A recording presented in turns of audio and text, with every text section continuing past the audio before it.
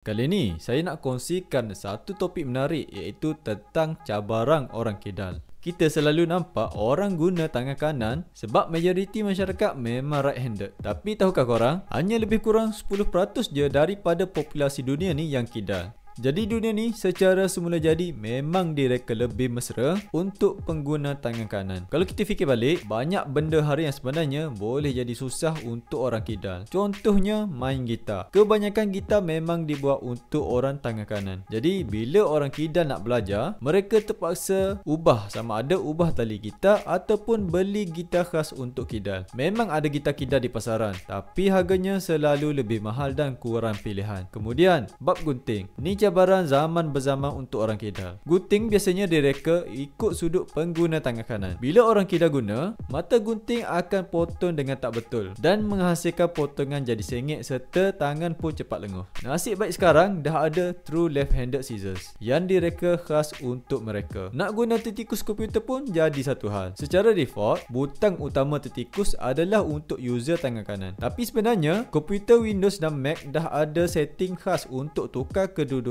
butang klik supaya lebih mesra tangan kiri. Cuma benda ni jarang orang tahu fungsi tu sebenarnya. Selain itu juga, orang kidal ni akan hadapi masalah dengan meja lipat atau kerusi bertangan yang biasa ada di sekolah atau di universiti. Hampir semua direka dengan lengan meja di sebelah kanan. Jadi orang kidal terpaksa tulis dalam posisi yang tak selesa. Kadang-kadang mereka yang kidal ni sampai terpaksa berpusing-pusing badan. Tak cukup dengan tu, buka tin pun boleh jadi cabaran. Pembuka tin biasa berpusing ikut cara orang tangan kanan. Orang kidal bila cuba guna, mereka kadang-kadang rasa pelik. Mujur sekarang ni dah ada pembuka tin versi kidal yang putarannya terbalik. Cuma jarang jumpa di kedai biasa. Dan antara cabaran paling besar bagi orang kidal sudah tentu masa menulis. Orang kidal ni akan menulis dari kiri ke kanan, menyebabkan tangan mereka akan tertindih pada dawat yang baru ditulis di atas kertas. Hasilnya, tulisan senang comot, terutama kalau guna pen dakwatnya yang basah. Sebab tu ramai yang guna teknik condongkan kertas atau pilih pen yang cepat kering untuk elakkan comot.